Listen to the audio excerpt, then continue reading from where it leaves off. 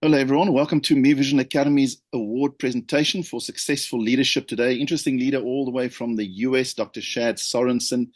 He's had an incredible career in the education sector previously, Chief Human Resource Officer at Park City School District.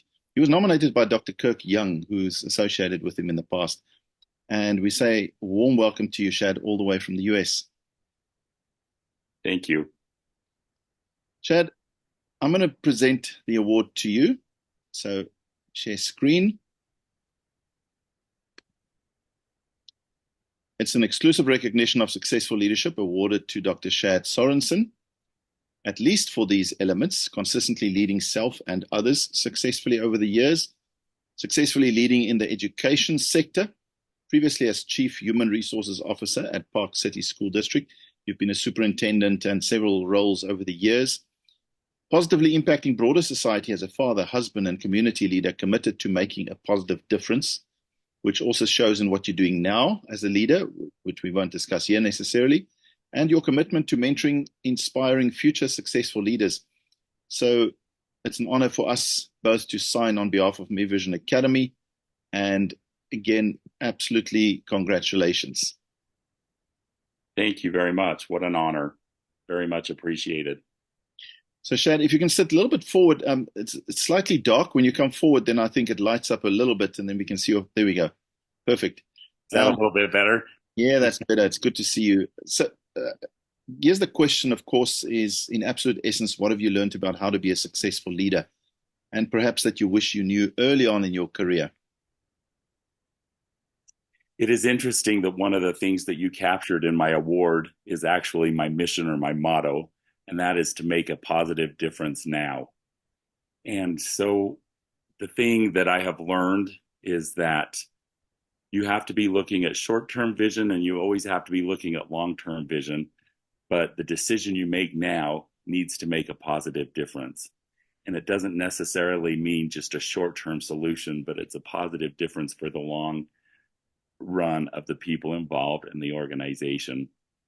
Um, I've learned that there are very few emergencies and there are very few life-threatening decisions that need to be made. And so when in doubt, I think you need to pause. And a couple experiences when we were going through a downsizing at one of the campuses, um, I was charged up and I wrote an email that I wish I would have let incubate for a day Mm. before sending it. But there's been a couple experiences through my career that I've acted hastily and thinking that quick attention or decisions needed to be made. And that's not necessarily the case. If it's life threatening or emergency, absolutely act.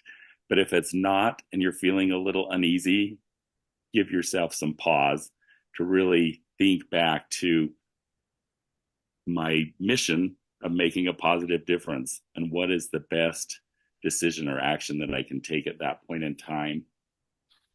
I've learned that we've been blessed with two ears and one mouth, and we really need to listen more than we talk. And sometimes earlier in your career, you want to impress people and you want to think them to think that you have the knowledge and all the information, and you're trying to impress superiors. But sometimes that gets lost in the fact that you could have been receiving more mentoring and more guidance and more direction. And so I think you just need to listen more than you talk, but you've been blessed with both a mouth and an ears, and you need to use those wisely. I have found that inspiring and caring for my team and my leaders has been the most important thing that I can do. And when your team feels that you care and that you're supporting them, they make you look good and they make the organization look good. And none of us can do anything alone. And so we have to have that support of others. And the way you get that support is really by empowering and supporting and being there and recognizing them as an individual and not just a stakeholder or a thing that can accomplish your personal mission. I've learned that you need to accept and respond, excuse me, accept and respond to feedback and learn from mistakes. And I didn't want to make mistakes earlier in my career. And I wanted to cover them up because I didn't want people to think I was incompetent. But I have learned that mistakes are really how we grow. And mistakes are really probably more powerful than the instant successes that we gain. And so taking the opportunity to learn from those that can give us feedback, to take corrective action, and when mistakes are made, acknowledge them, celebrate them, move forward, and don't let them happen again is something that I've really learned and that it's been helpful to me. And lastly, just being adaptable and flexible. There's no organization, there's no task that doesn't require that adaptability and flexibility to be able to be successful and to be able to pivot.